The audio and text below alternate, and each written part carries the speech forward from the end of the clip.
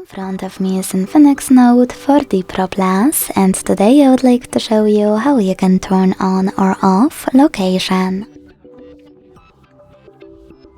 Begin by going into Tab menu and looking for Location shortcut. When you find it, click on it. As you can see, mine is blue, which means that location is on. To switch it off, tap on the same shortcut. If you want to, you can also go into Settings, scroll down and look for Location section. When you find it, tap on it and use this switcher next to Use Location to turn it on or off.